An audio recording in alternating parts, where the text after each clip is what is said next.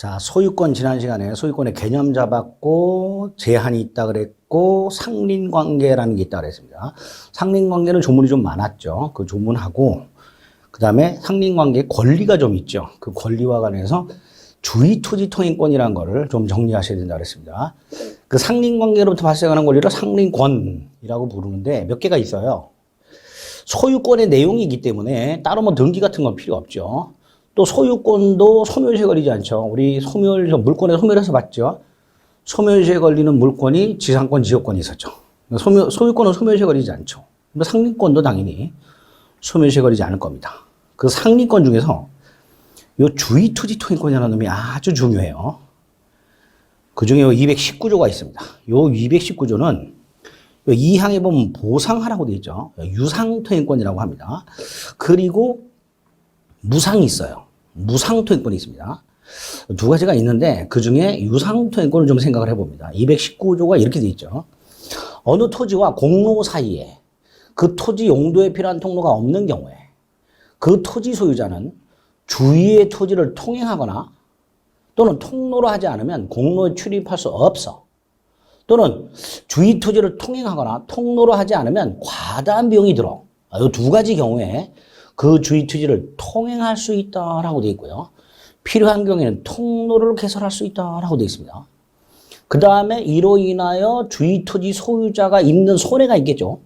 그 손해가 가장 적은 장소와 방법을 택해서 통행 또는 통로 개설하도록 되어 있습니다. 그리고 이 통행권자는 통행지 소유자의 손해를 보상하도록 하고 있습니다. 자, 이해를 해보겠습니다. 갑소유 땅과 을소유 땅이 인접해 있어요. 인접해 있고요. 을소유 땅 옆으로 공로가 개설이 있습니다. 공로.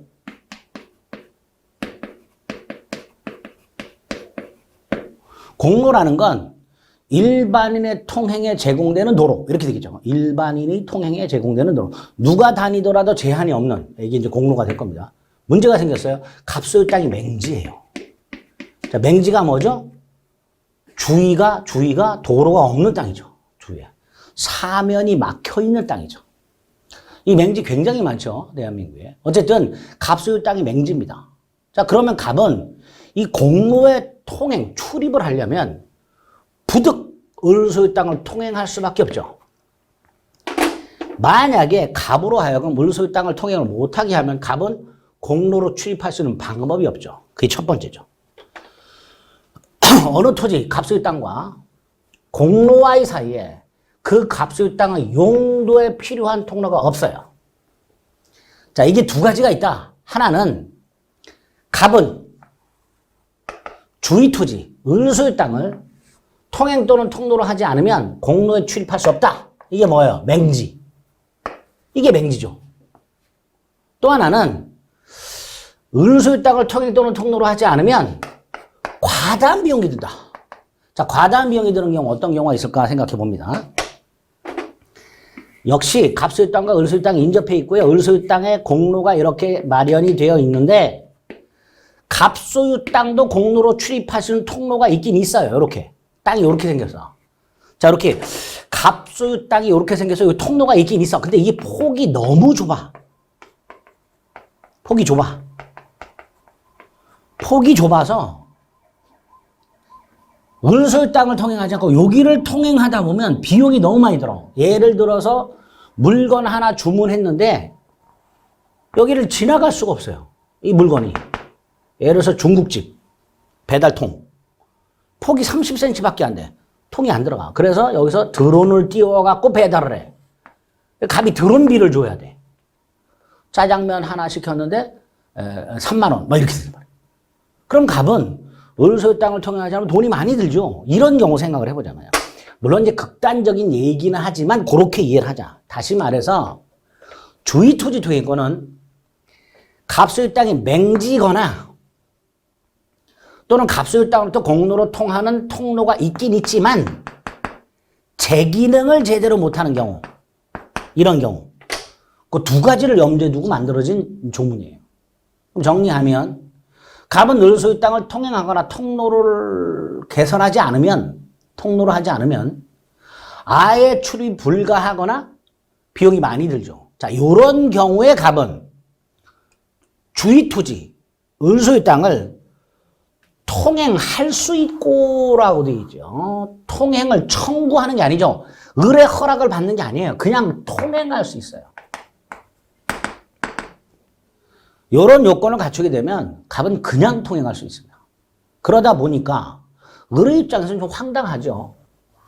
그죠? 갑이 219조를 주장하면서 을의 허락도 없이 을소유 땅을 통행하고 있으니까 을의 입장에서는 좀 황당하단 말이죠. 그러니까 두 가지.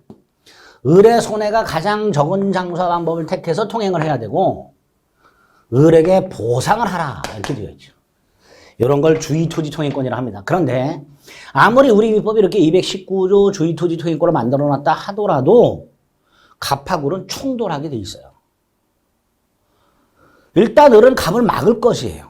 못 다니게. 왜 네 맘대로 남의 땅을 지나다니냐. 그러니까 통행권 인정 여부부터 다투게 됩니다.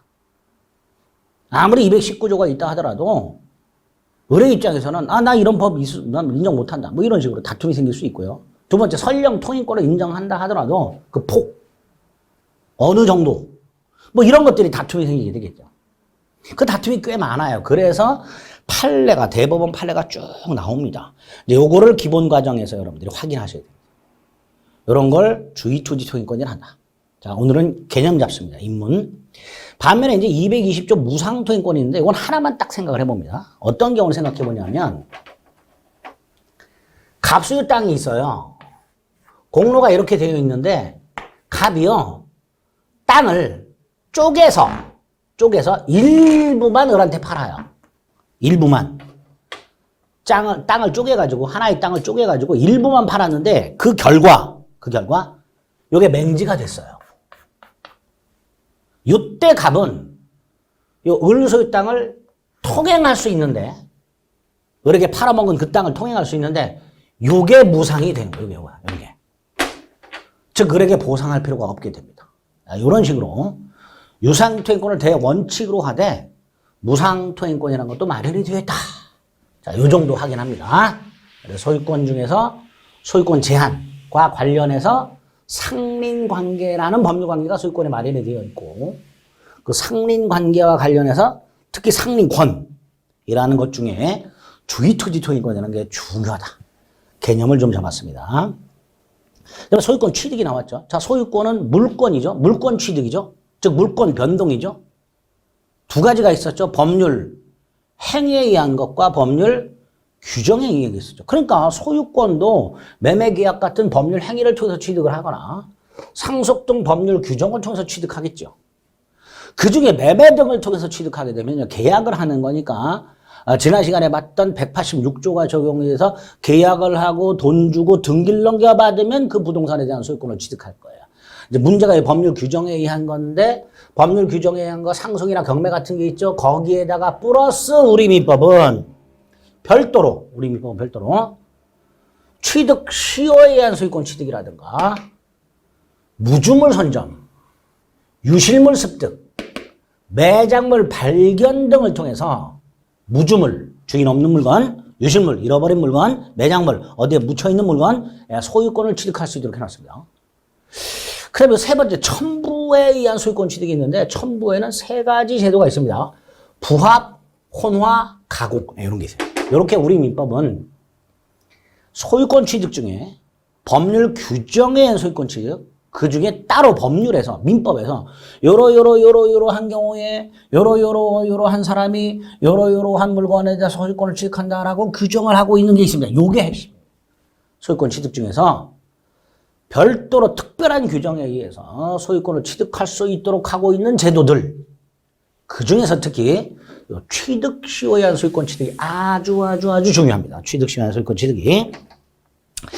지난 시간에 시효라는 게 두 가지가 있다고 그랬죠. 일정한 시간이 흘러가면 권리를 소멸시키는 소멸시효 제도와 일정한 시간이 흘렀을 때 권리를 취득시키는 취득시효 두 가지 제도가 있는데 그중에 취득시효가 우리 시험범위다 그랬습니다. 자, 취득시효라는 게 뭐냐? 물건 또는 권리라고 되어 있는데 물건만 생각하세요. 물건을 점유하고 일정 기간이 경과를 하게 되면 그 점유한 사람이 소유권을 취득하는 제도. 이게 취득시효다 이렇게 생각하시면 돼요. 예를 들어서 갑소유 땅을 을이라는 사람이 20년을 점유하게 되면 그 을이 소유권을 취득하게 됩니다. 우리 이런 경우 생각을 해볼까요? 갑소유 땅이 있고 을소유 땅인데 경계가 여기예요. 여기 경계야. 그런데 을소유 땅에 을이 건물을 갖고 있는데 그 건물이 이만큼 경계를 침범해서 갑소유 땅에 건물이 지어져 있어요. 자, 이때 을이 이 경계를 기준으로 해서 자기 땅은 정당하게 점유한 거죠. 그죠? 건물을 통해서 을이 자기 소유 땅을 정당하게 점유하고 있어요. 문제가 이 갑소유 땅이에요. 요거는 부당하게 점유하고 있는 거죠. 그런데 이 상태에서 을이 이 갑소유 땅을 점유하고 있는 상태에서 갑이 건물을 지으려고 청약을 했더니 갑이 을소유 건물이 이만큼 침범해 있더란 말이죠. 그럼 당연히 갑은 을에게 건물을 철거하라, 내 땅을 침범했으니까 이렇게 요구하겠죠. 자, 이때 을이 건물 소유를 통해서 갑소유 땅을 20년 이상을 점유해왔다면, 20년이 지난 상태라면 오히려 을이 갑에게 개소리 하지 마라, 땅 소유권을 나한테 넘겨라 라고 할 수 있게 됩니다. 이런 게 취득시효라는 제도예요. 그러니까 갑의 입장에서 보면 그냥 눈 뜨고 있다가 소유권 뺏기는 제도입니다. 이런 제도를 왜 만들어놨을까? 우리 민법은 이상하다 뭐 이런 생각하지 마시고, 우리 민법에 이런 제도가 마련이 돼 있구나, 이런 걸 취득시효라고 하는구나, 이렇게 생각을 하시면 돼요. 자, 어쨌든 남의 물건, 그게 부동산이 됐든 동산이 됐든 남의 물건을 점유하고 있는 사람이 일정 기간이 지나면 그 물건에 대한 소유권을 취득하는 제도를 뭐라 한다? 취득시효를 한다. 물론 소유권만 취득시효가 인정되는 건 아닙니다. 소유권 이외의 권리도 취득시효가 인정되는 게 굉장히 많아요. 그런데 이제 대표적으로 우리 민법이 소유권의 규정을 두고 있습니다. 그 소유권 취득시효가 우리 민법의 유형이 총 3가지가 있습니다. 이렇게 부동산 소유권 취득시효, 동산 소유권 취득시효, 그리고 둘 다 공통적으로 점유 취득시효라는 게 있습니다. 부동산 점유 취득시효, 동산 점유 취득시효. 반면에 부동산은 하나가 더 있어요. 등기부 취득시효라고. 그래서 부동산에는 취득시효가 2가지 제도가 마련되어 있습니다. 부동산 소유권 점유 취득시효와 부동산 소유권 등기부 취득시효, 이렇게. 이 3가지 취득시효 유형 중에서 가장 중요한 게 뭘까요? 요거. 점유 취득시효. 왜? 가장 다툼이 많아요. 좀 전에 말씀드렸던 그런 상황. 갑소유 땅에 을이 20년 이상을 건물 등을 통해서 점유하고 있다가 갑하고 분쟁이 생긴단 말이죠. 이럴 때 갑은 토지 소유권을 주장할 것이고 을은 취득시효를 주장하겠죠. 그러다 보니까 다툼이 제일 많게 됩니다. 그 중에서 하여튼 요 점유취득시효 읽어볼게요. 요것만을 오늘 입문과정에서 확인해 봅니다. 245조 1항 20년간 소유의 의사로 평온하고 공연하게 부동산을 점유한 자라고 되어 있습니다. 자, 여기서 부동산을 점유하는 자, 아까 갑소유 땅을 건물 등을 통해서 점유하고 있던 을, 일단 지난 시간에 말씀드린 대로 을은 이 땅에 대해서 점유권이 있겠죠. 그런데 거기에 더 나아가서 이 땅을 평온하게, 평온이란 말은 폭력의 반대입니다. 폭력의 반대요. 공연하게라는 말은 은비, 비밀스럽게, 몰래, 이런 뜻이에요. 반대예요. 을이 갑소유 땅을 폭력으로 점유하지 않았고 몰래 점유하지 않았어요. 평온하고 공연하게 점유했어요. 그렇게 점유한 게 20년 이상이 됐어요. 그럼 이렇게 되겠죠? 갑소유 땅을 점유하는 을 점유권이 있습니다. and 그 땅을 평온하고 공연하게 20년을 점유합니다. 이게 뭐였죠? 점유태양이죠. 을이 갑소유 땅을 평온하게 점유, 공연하게 점유, 20년 이상을 점유. 이게 점유태양이 되는 거예요. 그러면 우리 민법은 별도의 효과를 인정하는 제도가 있다고 그랬죠. 이게 점유태양이라고 그랬죠. 그 점유태양이 여기도 나오는 거예요. 245조에도. 어쨌든 소유권을 취득하게 되는데 그냥 취득하는 게 아니라 등기해야 취득합니다. 등기해야. 자, 우리 지난 시간에 매매 등, 증여 등 법률 행위에 의하여 계약 등을 통해서 소유권을 취득하려면 등기하라고 되어 있죠. 그런데 요거는 을이 갚하고 매매 등을 한 적이 없죠. 다시 말해서 245조 1항은 법률 행위가 아니라 245조 1항이라는 법률 규정에 의한 부동산 소유권 취득이에요. 법률 규정. 따라서 지난 시간에 봤던 186조가 아니라 187조가 적용이 돼서 을은 원래는 등기 없이 상속처럼 등기 없이 소유권을 취득해야 돼요. 그런데 245조 1항에서 특별하게 등기를 해야 소유권을 취득하도록 해놨습니다. 다시 말해서 245조 1항은 법률 규정에 의한 부동산 소유권 취득이지만 등기를 하도록 따로 규정을 둠으로써 187조의 예외에 해당하겠네요. 예외. 법률 규정에서 부동산 소유권을 취득할 때는 등기가 필요 없는 게 대원칙, 그게 187조인데 245조 1항은 등기를 해야만 소유권을 취득하도록 하고 있으니까 187조의 예외가 될 겁니다. 그럼 아까 갑소유 땅을 이렇게 건물을 통해서 20년 이상을 점유한 을은 바로 소유권을 취득하는 게 아니라 갑에게 등기를 넘겨라 라고 청구할 권리가 생겨요. 이걸 이전 등기 청구권이라고 합니다. 소유권, 이전 등기 청구권이 생겨요. 먼저. 그래서 을이 갑에게 소유권 이전 등기를 청구하게 되고요. 갑이 등기를 넘겨주게 됨으로써 을은 소유권을 취득하죠. 그런데 어느 누가 이런 경우에 등기를 청구하게 되면 순순히 등기를 넘겨줄까요? 안 넘겨주겠죠. 그래서 다툼이 제일 많게 되는 거예요. 나아가 을이 갑에게 등기를 청구했음에도 불구하고 갑이 을에게 등기를 넘겨주지 않고 이 땅을 병에게 팔아먹는 경우까지 생겨요. 그러다 보면 또 이 셋이서 또 박터지게 싸우죠. 그래서 부동산 점유취득시효가 이렇게 다툼이 굉장히 많게 됩니다. 자, 정리. 취득시효라는 제도가 소유권에 있고 다른 사람의 부동산 또는 동산을 점유하고 일정 기간이 지나면 소유권을 취득하는 제도를 말하는데 그 유형 중에 부동산 소유권 점유취득시효라는 게 있더라. 245조 1항. 20년 이상 소유의 의사를 가지고 이 소유의 의사도 점유태양입니다. 이걸 자주점유라고 합니다. 좀 어려워요, 개념이. 내가 이 물건을 소유하겠다라는 생각을 가지고 평온하고 공연하게 폭력을 쓰지 않고 또 몰래 아니고 그 부동산을 점유한 사람이 소유권을 취득하는데 등기를 하도록 하고 있더라. 이런 걸 부동산 점유취득시효라고 개념을 잡아주시면 되겠습니다. 그리고 그 부동산 점유취득시효가 완성이 되면 객체는 부동산 또는 동산이 취득시효가 될 텐데 이전 등기 청구권이 생긴단 말이죠. 이전 등기 청구권.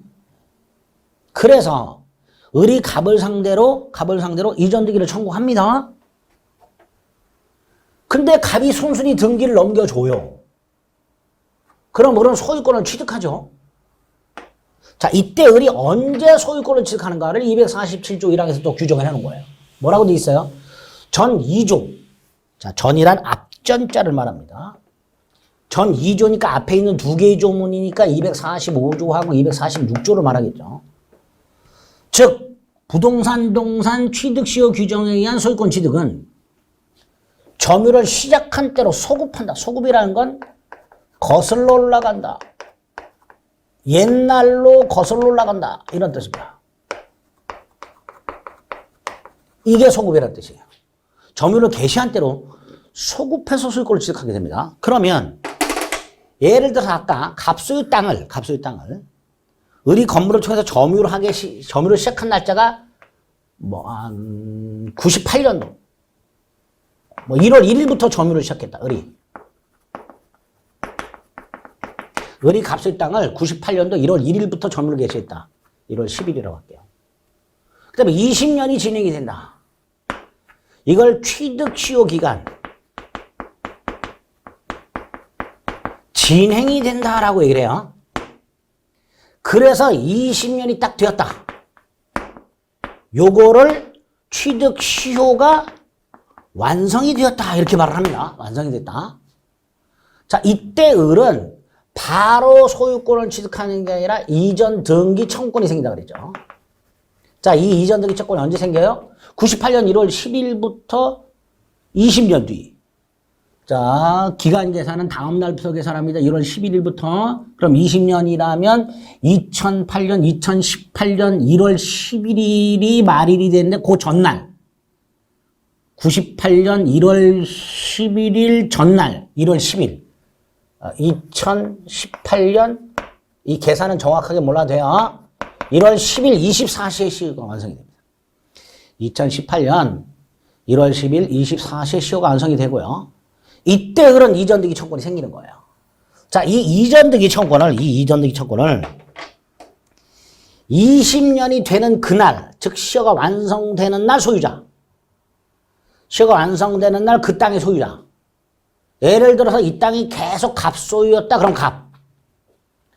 중간에 갑이 병한테 팔았다. 그럼 병. 이런 식으로 딱 20년이 되는 날 시효 완성 당시 소유자. 갑을 상대로 이전 등기를 청구하게 됩니다.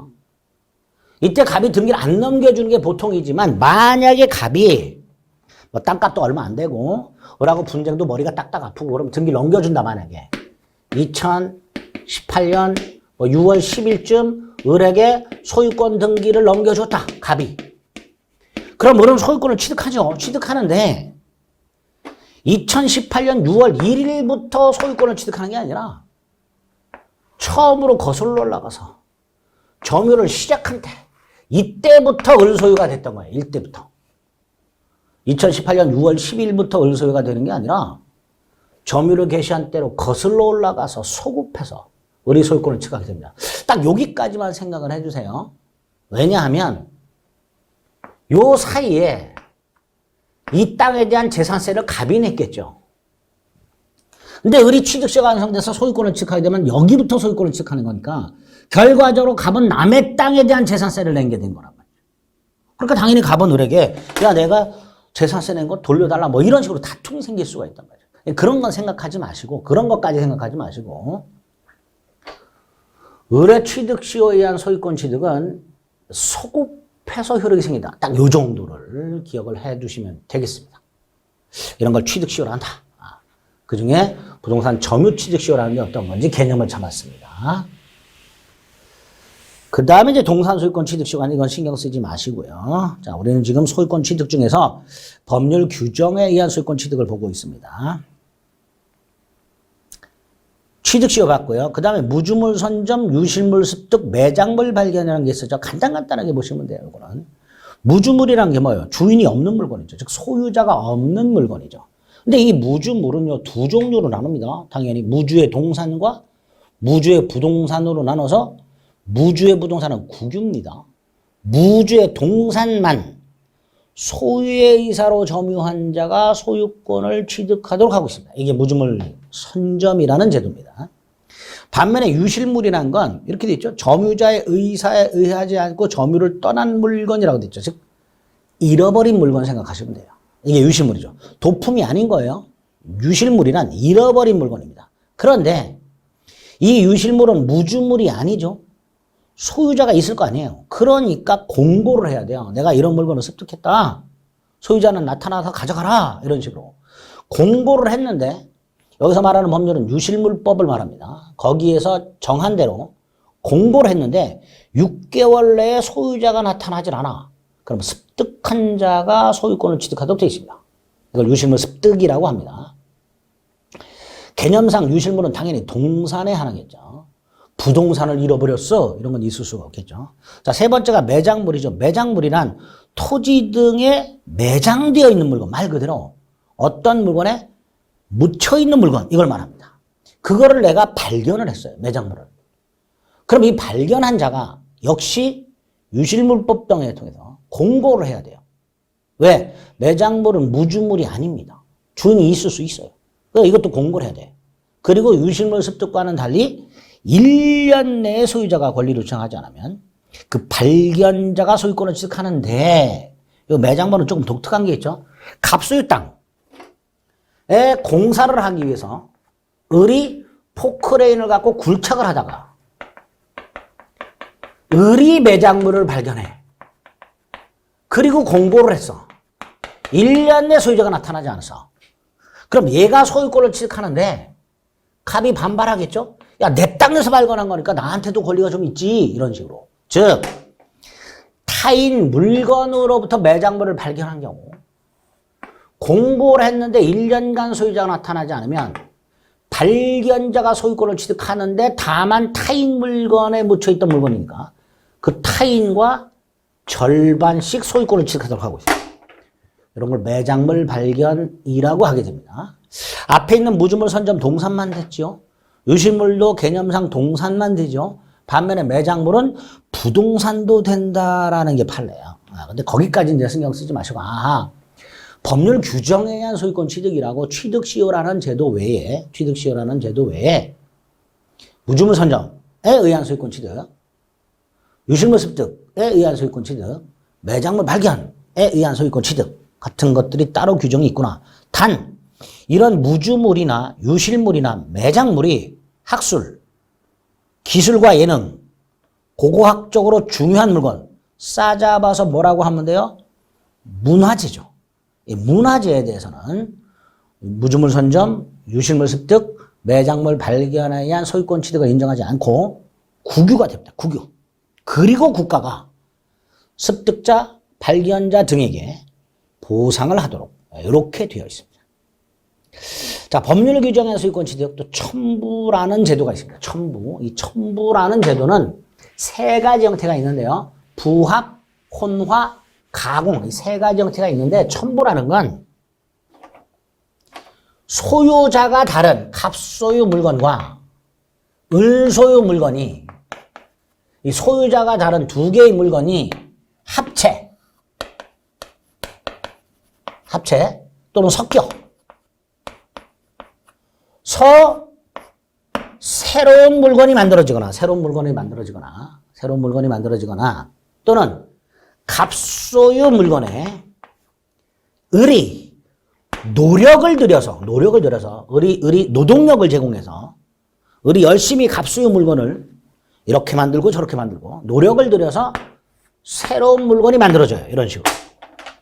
자, 합체가 되는 걸 부합이라고 하고요. 섞이는 걸 혼화라고 하고요.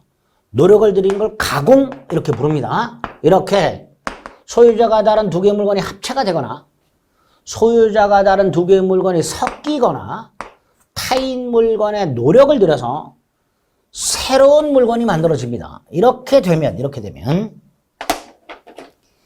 기존 물건은 사라지죠. 기존 물건이 사라진다는 건 기존 물건에 관한 권리가 소멸한다는 거죠. 이렇게 기존 물건에 관한 권리는 소멸하고 새로운 물건의 소유자가 누구냐? 이거를 누가 소유권을 취득하느냐를 규정해 놓은 걸 첨부라고 하게 됩니다. 첨부. 그 중에 혼화, 섞이는 거라 그랬죠. 노력을 들여, 가공이라 그랬죠. 이 두 놈은 개념상 동산에만 적용이 돼요.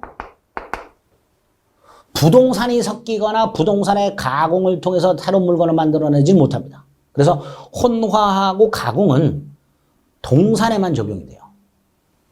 반면에 이 부합은 두 종류가 있어요. 부동산, 토지 또는 건물에 물건이 부합하는 경우와 동산끼리 부합하는 경우 이렇게 나누죠. 이렇게. 자, 첨부는 세 가지가 있다. 부합, 혼화, 가공. 그 물건이 사라지고 새로운 물건이 만들어지고 그 새로운 물건의 소유권을 누가 취득하는가를 규정해 놓은 걸 첨부를 한다. 그리고 그 새로운 물건이 만들어지는 원인이 세 가지가 있다. 부합, 혼화, 가공. 그 중에서 부합이 우리 시험에서 의미가 있다. 나머지 혼화와 가공은 나중에 조문만 확인하시면 돼요. 근데 이 부합이 왜 중요하냐? 이 부동산의 물건이 부합하는 경우가 있다. 공인중개사 시험에서는 부동산만 중요하죠. 부동산만.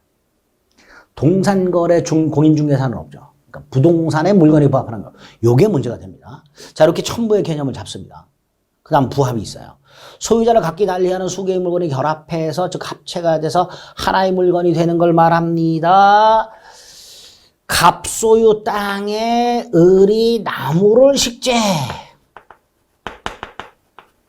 이렇게. 갑소유 건물에 을이 엘리베이터를 설치. 이런 식으로 부동산에 갑소유 땅이나 건물에 을이 물건을 결합시키는 것을 부합이라 합니다. 이때 이 물건 전체적으로 나무가 식재되어 있는 땅, 엘리베이터가 설치된 건물, 이걸 이제 부합물이라고 하게 되는데, 이 부합물은 누가 소유권을 취득하는가? 우리 상식적으로 생각해 보세요. 부합이 됐든 혼화가 됐든 가공이 됐든 새로운 물건의 소유권을 누가 취득하는가? 대원칙이 뭘까요? 갑과 을이 협의하면 돼요. 합의라고 합니다. 이걸 통해서 소유자를 결정하는 게 대원칙이에요. 갑이 소유권을 취득하기로 하자, 그리고 갑은 을에게 보상을 하기로 하자, 아니면 을이 소유권을 취득하기로 하자, 그리고 을은 갑에게 보상을 하자. 이렇게 합의를 해서 소유권을 취득하는 게 대원칙인데, 합의가 없다면, 갑과 을 사이에 합의가 없다면 누가 소유권을 취득하는가를 규정해 놨고요. 그 중에 부동산의 부합 이렇게 되어 있습니다. 부동산 소유자는 그 부동산에 부합한 물건의 소유권을 취득한다. 이게 대원칙이에요. 그러니까 을이 식재한 나무는 갑소유가 되는 거고요. 을이 설치한 엘리베이터도 갑소유가 되는 겁니다. 나아가 갑소유 건물이 있었는데 이 건물 위에 을이 증축을 했다. 그럼 이 증축한 부분은 누구 소유냐? 갑소유다. 갑소유다. 이 건물 증축을요, 우리 대법원은 갑소유 건물에 을이 증축한 부분, 요게 부합되는 걸로 봅니다. 즉, 건물에 건물이 부합되는 걸로 봐요. 그래서 부동산에 물건이 부합하는 경우 이 물건은 엘리베이터와 같은 동산이 대원칙이긴 하지만 부동산도 된다라는 게 대법원입니다. 자, 부동산에 부합하는 물건은 동산뿐만 아니라 부동산도 된다. 여기서 부동산에 부동산이 부합하는 대표적인 예, 건물 증축 생각하시면 되고, 결론. 갑소유 건물에 을이 증축을 했다. 증축 부분은 갑소유 건물에 부합한다. 갑이 전체 건물, 즉 부합물의 소유권을 취득한다. 요게 256조 원칙입니다. 건물 소유자 갑은 그 건물에 부합한 을이 증축한 부분의 소유권을 취득하도록 하고 있습니다. 이게 대원칙입니다. 단, 이렇게 돼 있죠? 타인의 권한에 의하여라고 돼 있죠. 여기서 권한이란 정당하다 이런 뜻입니다. 부속이라고 돼 있습니다. 부합이 아니라 부속이란 말은 독립되어 있다 이런 뜻이에요. 독립되어 있다.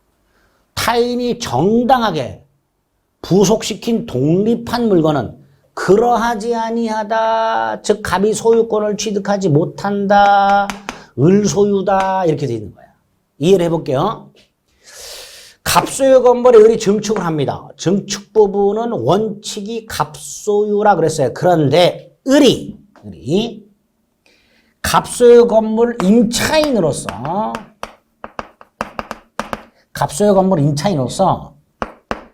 갑의 동의를 받아서 신축을 해요. 자, 갑소유 건물 임차인으로서 갑의 동의를 받아 신축했다면 정당하게 신축한 거죠. 두 번째, 이 신축한 분, 증축. 건물 임차인이 건물주의 동의를 받아서 증축을 했고, 신축이 아니라 증축을 했고, 이 증축한 부분이 구조상, 이용상 독립성이 있어. 자, 구조상, 이용상 독립성이 있다는 건 이런 의미로 생각하시면 돼요. 이 갑수요 건물에 계단이 있죠. 이 계단이 연장이 되어 있어요. 다시 말해서 여러 사람이 공동으로 사용하고 있는 부분을 통해서 진입이 가능해. 만에 하나 이 갑소유 건물 계단이 아니라 계단에서 이 전유 부분, 독립성 있는 부분으로 들어가서 이 내부의 계단을 만들어서 증축을 한 경우, 이때는 독립성이 없는 거예요. 다시 말해서 을이 증축한 부분에 갑이 독점하고 있는 부분을 통하지 않고 출입이 가능한 경우를 구조상, 이용상 독립성이 있다라고 얘기를 하고요. 이런 경우에는 기존 건물에 부합되지 않습니다. 그러니까 을 소유가 되는 거죠. 이런 걸 부동산의 부합 이렇게 부르게 됩니다. 부동산의 부합. 자, 그래서 법률 규정에 의한 소유권 취득이라고 취득 시효, 무주물 선점, 묘실물 습득, 매장물 발견, 그리고 첨부라는 게 뭐며 첨부에 세 가지가 있고 그 중에서 부합이란 놈이 있으며 그 부합 중에서도 부동산에 물건이 부합하는 경우가 이런 게 있더라. 이렇게 개념을 딱 잡아주시면 되겠습니다. 혼화 가공은 됐고요. 자, 이렇게 취득한 소유권의 효력이라고 소유권에 기초한 물권적 청권이 나오죠. 우리 지지난 시간에 물권적 청권이라는 걸 했었고요. 그 물권적 청권이라는 게 점유권에도 규정이 있고 소유권에도 규정이 있다고 그랬고요. 그중에 소유권에 규정이 있는 걸 지난 시간에 점유보호 청권이라고 확인을 했고요. 그 점유보호 청권 중에서 점유물 반환 청구권이라는 게 있었어요. 그죠? 어떻게 되어 있었죠? 점유를 침탈당한 경우에 침탈당한 날로부터 1년 내에 점유물 반환을 청구할 수 있다. 이렇게 되어 있었죠. 비슷하게 소유권에도 그런 규정이 있는 거예요. 소유권이 방해당하거나 그럴 염려가 있을 때 소유물 반환 청구권, 소유물 방해 제거 청구권, 소유물 방해 예방 청구권이 있더라. 이렇게 되어 있죠. 자, 그런데 소유권에 기초한 특히 이 반환 청구권은 점유권에 기초한 반환 청구권과는 달리 뭐 침탈당한 날부터 1년 내 행사라 이런 거 없고요. 또 침탈을 요건으로 하지도 않아요. 그러니까 내용이 다르죠. 점유권에 기초한 물권적 청구권과 소유권에 기초한 물권적 청구권을 따로 규정을 해놨다. 왜 그럴까? 요건도 다르고 효과도 다르다. 어떻게 다를까? 가장 기본이 되는 거. 점유권에 기초한 건 침탈을 요건으로 한다. 그런데 소유권에 기초로 한 건 침탈을 요건으로 하지 않는다. 점유권에 기초한 반환 청구는 1년 내 행사라는 제한이 있다. 그러나 소유권에 기초한 건 1년 내 행사라는 제한이 없더라. 이런 식으로 나중에 이제 기본 과정 들어가서 물권적 청구권을 구체적으로 살펴볼 때 점유권에 기초한 물권적 청구권과 소유권 등 본권에 기초한 물권적 청구권을 구별하실 수 있어야 됩니다. 우리 민법이 따로 규정을 두고 있다. 뭐 이렇게 생각을 해보시면 돼요. 그래서 우리 지난 시간에 봤던 점유물 반환 청구 생각을 해봅니다. 점유물 반환 청구권 204조에서 뭐라고 되어 있었다. 다시 한번 1항에서 점유를 침탈당한 경우에 반환 청구할 수 있도록 되어 있고 3항에서 침탈당한 날부터 1년 내 행사라고 되어 있었어요. 그죠? 그런데 소유권에 기초한 소유물 반환 청구권 뭐라고 되어 있어요? 소유자는 그 소유물을 점유한 자에 대해서 침탈이라는 말 없죠.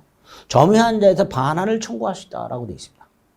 그리고 1년 내 행사라는 제한도 없죠. 이런 식으로 비교를 좀 해서 나중에 확인을 좀 하실 필요가 있게 됩니다. 여기까지가 소유권에 의한 효력이 됩니다. 소유권의 효력. 자, 소유권의 뜻. 우리 지난 시간에 소유권의 뜻 받고 소유권의 제한 받죠. 그리고 이번 시간에 소유권 제한 중에서 상린관계 중에 주의투지 소유권 받죠. 그리고 소유권 취득 원인 중에서 법률 규정의 소유권 취득을 봤어요. 취득 시효, 무주물 선점, 유실물 습득, 매장물 발견, 그 다음에 첨부 중에 부합, 그리고 그 소유권을 취득했다? 어떤 효력이 있는가? 뭐 따로 생각할 게 없죠. 소유물을 사용수익 처분까지 할 수 있을까? 거기에 그 소유권이 침해가 당하는 등의 문제가 있을 때 소유권에 기초한 물권적 청구권이라는 걸 따로 봤습니다.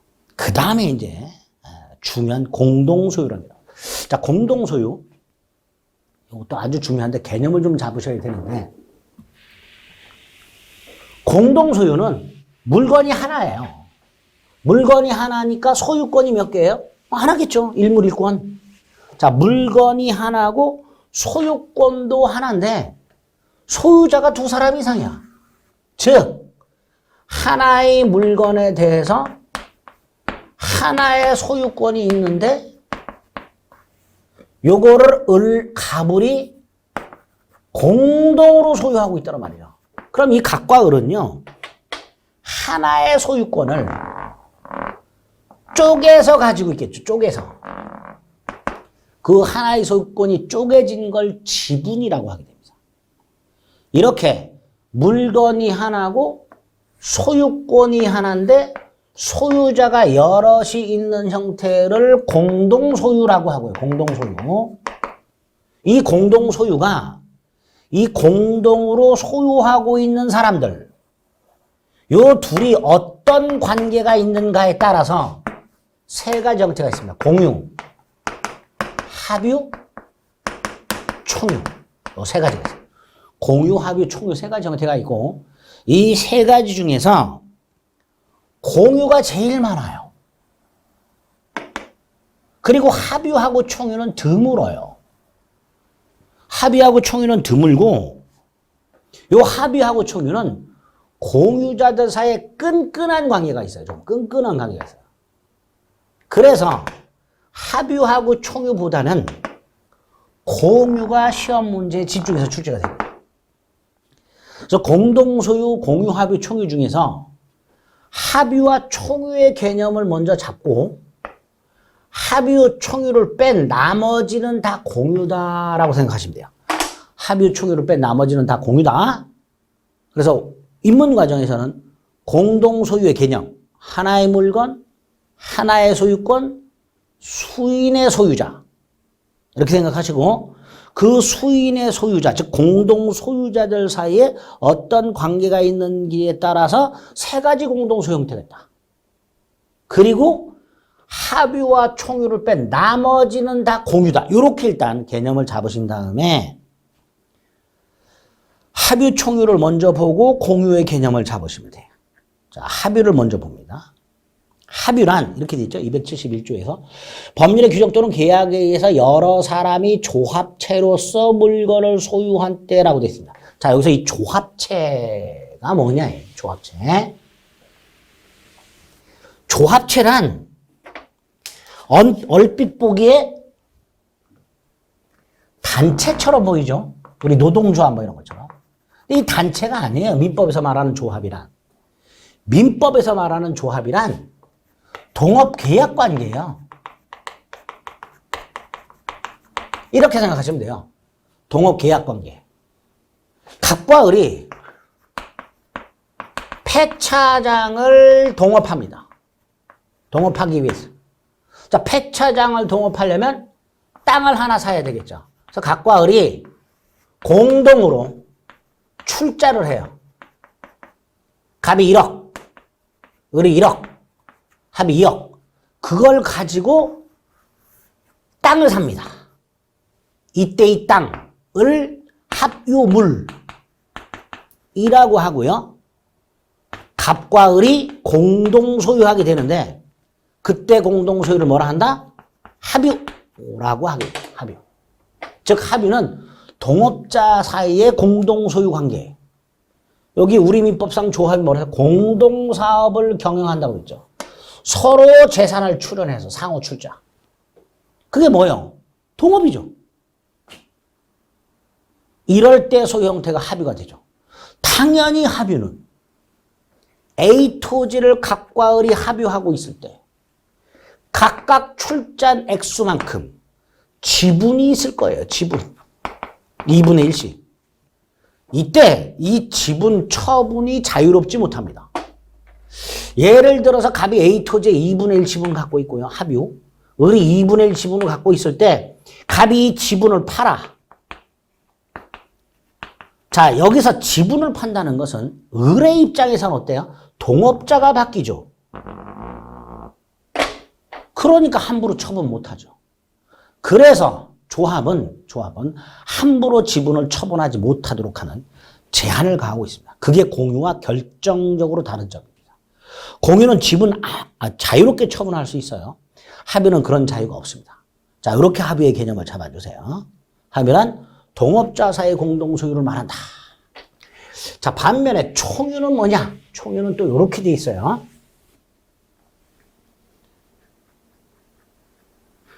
법인이 아닌 사단의 사원이 집합체로서 물건을 소유할 때라고 되어 있는데 이 집합체가 뭐냐? 아까 조합체는 단체가 아니라 동업관계라 그랬죠. 반면에 이 집합체는요. 단체. 근데 법인이 아닌 사단이라고 되어 있죠. 사단이란 이렇게 쓰는데요. 사람이 모여있는 요게 사원입니다. 단체를 말합니다. 단체라는 건 단체장이 있고 내부 규약이 있죠. 그리고 이 단체 구성원의 변동이 있더라도 단체 실질이 바뀌진 않죠. 그런데 이 단체가 사람이 모여있는 단체가 등기소 가서 설립 등기를 합니다. 그러면 사단 법인이 돼요. 법인. 사단 법인이. 그런데 사람이 모여있는 단체 중에서 설립 등기하지 않은 단체들이 꽤 많아요. 설립 등기를 하지 않으면 법인이 될 수가 없어요. 즉 사람이 모인 단체이긴 하지만 법인이 아니야. 이 비법인 사단이라고 하는 거예요. 법에서는 뭐라 했어? 법인 아닌 사단이라고 하죠. 이게 바로 비법인 사단이 되는 거예요. 이 비법인 사단은 권리 능력이란 게 없어요. 자, 권리 능력은 뭐냐? 권리를 가질 수 있는 능력. 이게 없단 말이죠. 다시 말해서 비법인 사단은 권리를 가질 수가 없어요. 그러면 예를 들어서 A 초등학교 동창회가 동창 회원들로부터 회비를 걷어가지고 동창회 건물을 샀어요. 자, 그런데 이 학교 동창회라는 단체가 설립 등기를 했다면 사단법인으로서 동창회 건물을 소유할 수가 있어. 근데 이 동창회가 설립 등기를 안 했어. 그럼 비법인 사단이야. 권리를 가질 수가 없어. 그러니까 동창회 건물에 대한 소유권을 얘가 가질 수가 없어. 그래서 부득 회원들이 공동 소유를 인정합니다. 이게 총유가 된 거야. 이게 총유가 돼요. 이때 총유는 특징이요. 공유나 합유와는 달리 지분이 없어요. 지분이. 즉 총유물, 요 동창회 건물, 이 총유물은요. 실질적으로는 동창회 소유예요. 사람들이 지나가다 동창들이 뭐래요? 저거 내 건물이라 그래요? 저거 우리 동창 회원들의 총유야 이렇게 말해요? 아니죠. 저거 우리 동창회 건물이야 이렇게 보통 얘기하잖아요. 그러니까 실질적으로는 동창회라는 단체 소유예요. 하지만 그 동창회가 설립 등기를 하지 않았다면 소유권을 법적으로 가질 수 없으니 부득 회원. 이건 이제 법에서는 사원이라고 하는 거예요. 사원 공동 소유를 부득 법적으로 인정했기 때문에 총유는 공유나 합유와는 달리 뭐가 없다? 지분이 없어요. 지분. 또 동창회가 해산을 하더라도 그 총유물, 동창회 건물을 회원들끼리 나눠 먹을 수가 없습니다. 이게 총유의 특징입니다. 자, 그래서 공동소유, 하나의 물건에 하나의 소유권이 있고 소유자가 여럿 있는 형태를 말하는데 그게 공유, 합유, 총유가 있다. 그 중에 합유는 동업자 간의 공동소유다. 총유는 설립 등기하지 않은 비법인 사단.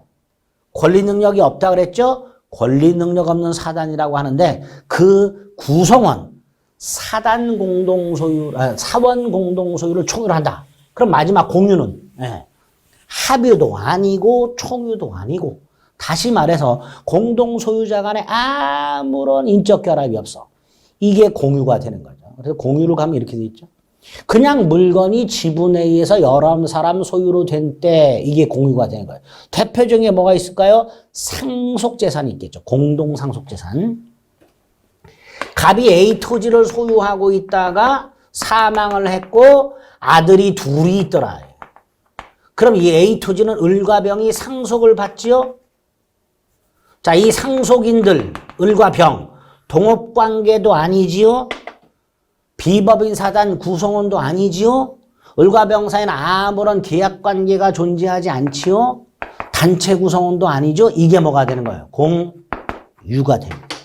이렇게 합의도 아니고 총유도 아닌 나머지 공동소유 형태가 합유라고 하게 되고요. 이 합유는 특징이 자, 을과 병이 A 토지를 아들로서 상속받았어요. 배우자는 없다. 배우자가 없으면 자식이 공동으로 상속받고 2분의 1씩 상속을 받습니다. 이게 지분이에요.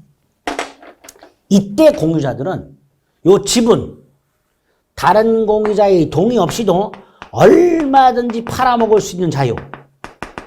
지분 처분의 자유가 있고요. 공유. 또 하나, 요 공유물. 이제 공유물이라고 하는데 이 공유물에 대해서 각 을과 병이 언제든지 쪼갤 수 있어요. 언제든지 나눌 수 있습니다. 자, 이게 공유의 특징입니다. 공유자 간에 동업 계약 관계도 없고 단체 구성원의 관계도 없기 때문에 공유는 두 가지 특징이 있다. 지분 처분의 자유와 공유물 분할의 자유가 있다. 이게 합유나 총유와 구별되는 개념. 구별되는 특징이다. 이렇게 공동소유의 개념을 잡아주시면 되겠습니다. 소유권과 관련해서 공동소유까지 그중에 특히 공유가 중요하고 입문 과정에서는 공동소유의 세 가지 형태가 있다는 거 그 개념만 확실하게 일단 구별을 해주시면 되겠습니다. 자, 그래서 물권 강론 소유권까지 살펴봤습니다. 이제 나머지 제한물권 살펴봐야 되죠. 그중에 용익물권이 있었죠. 용익물권이 뭐였었죠? 타인부동산을 일정 기간 사용 수익하는 거고요. 세 가지가 있었죠. 지상권, 지역권, 전세권. 자, 지상권 한 문제, 지역권 한 문제, 저당권, 지상권, 전세권 한 문제 나옵니다. 그래서 이 세 가지도 입문 과정에서 개념만 잡고요. 기본 과정 들어가서 조문 위주로 해서 기본적인 효력 정도만 확인하시면 됩니다. 자, 입문 과정에서는 개념과 특징 정도를 잡아볼 겁니다. 자, 지상권 다음 시간에 살펴보도록 하겠습니다. 수고하셨습니다.